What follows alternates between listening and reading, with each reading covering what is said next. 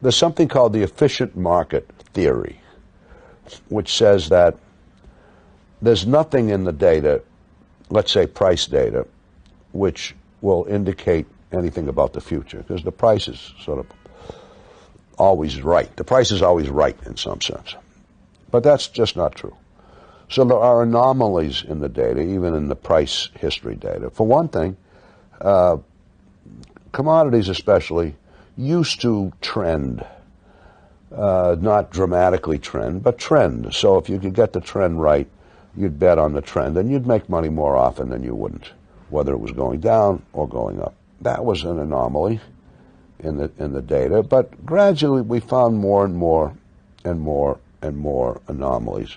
None of them is so overwhelming that you're going to clean up on a particular anomaly, because if they were, other people would have seen them. So they have to be subtle things.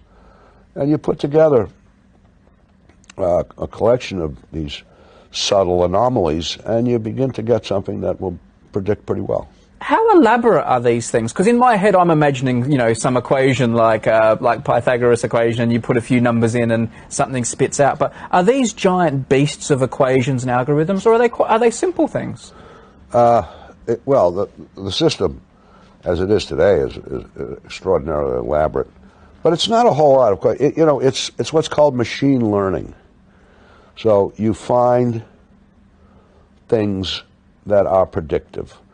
You might guess, oh, such and such should be predictive, might be predictive, and you test it out in the computer, and maybe it isn't, maybe it isn't. You test it out on long-term historical data and price data and other things, and then you add to the system this if it works, and if it doesn't, you throw it out. So there aren't elaborate equations, at least not for the prediction part. But the prediction part is not the only part. You have to know what your costs are when you trade. You're going to move the market when you trade. Now, the average person will buy 200 shares of something, and he's not going to move the market at all because it's too small. But if you want to buy 200,000 shares, you're going to push the price. How much are you going to push the price? How are you going to, are you going to push it so far that you can't make any money because you've distorted things so much? So you have to understand costs, and that's something that's important. And then you have to understand how to minimize the volatility of the whole assembly of positions that you have, and be so you have to do that. That last part takes some fairly sophisticated applied mathematics, not earth-shattering, but fairly sophisticated. What discipline of mathematics, or disciplines? Is it multidisciplinary, or are we talking? It's mostly statistics. It's mostly statistics, and some probability theory, but I can't get into what things we do use and what things we don't use. We reach for different things that might be effective. So we're very universal.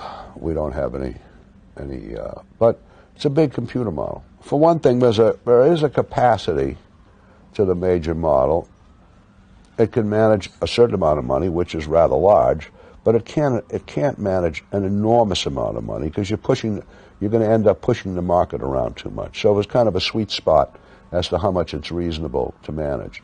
Therefore, it would never grow into some behemoth which would, take everybody out, and you'd be the only player. I mean, well, of course, you were the only player. There'd be no one to play against. There are limitations, at least the way we see it. But we keep improving it. We have about 100 PhDs working for the firm. That's what I mean. How did you get to that point? Did you start to think, we need this, we need that? We just hired smart people. My algorithm has always been, you get smart people together,